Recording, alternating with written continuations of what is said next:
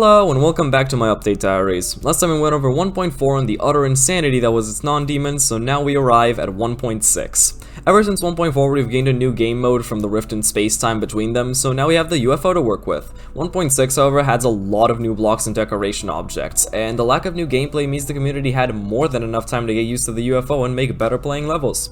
Let's get started. This is my update diary for 1.6.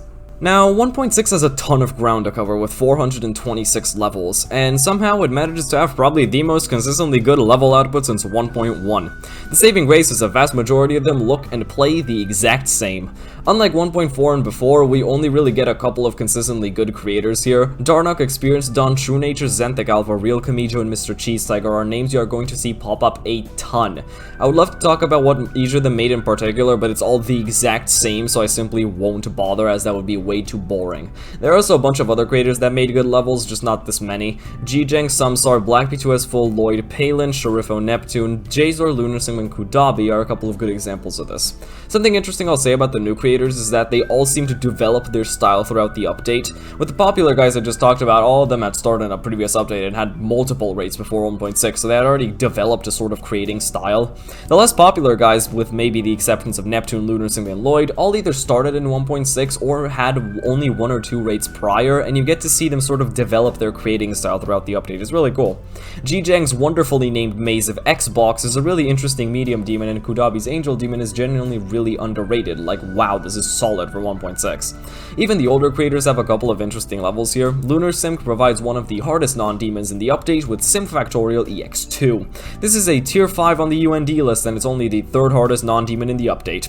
But of course, with over 400 levels, there are bound to be some stinkers in there as well. Zelink is back at it again, and his levels play and look the exact same as they did back in 1.3. Jelt made a couple of levels here, and while his deco is quite good, his gameplay is pure suffering. Destiny of Choice and Destiny of Nature by Starbomb KR are some of the biggest roadblocks in the entire update. A tier 5 UND memory level and a hard demon based entirely on the bush object is a winning combo if I've ever seen one.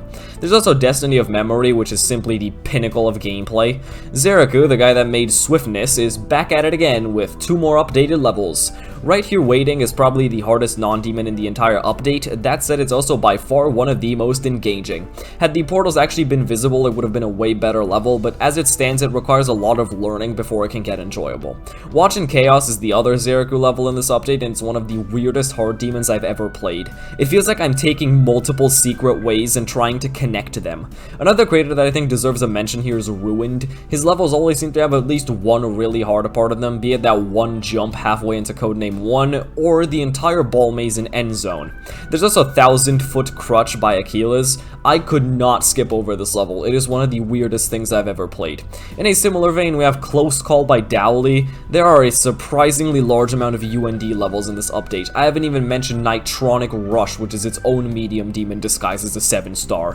One thing I will mention that is a massive upside of this update is that, for the most part, the good people made all the hard levels. Almost everything below 7 stars is by some random green user, and that's good since it means that you spend much more time on the good hard levels rather than the bad easy ones. If you exclude stiff turds like Washing Machine, everything below 6 stars can be easily beaten in a couple of attempts.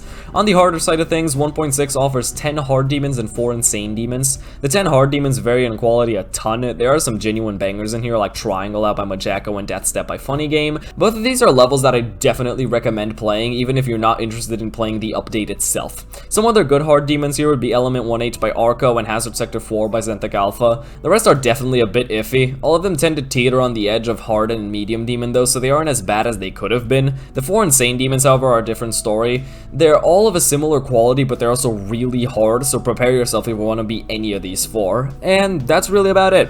I would only recommend playing 1.6 if you have absolutely nothing better to do with your time. A lot of the levels share extremely similar qualities, and with 426 of them, it can get really tiring by the time you get to the end. That's also the reason I didn't talk about really all that many levels in particular here. They all share the exact same traits. So if you want to play the same level at least 300 times over, I'll leave the list IDs for this update in the description. That's about it. Thanks for watching, and I'll see you if I ever do 1.7.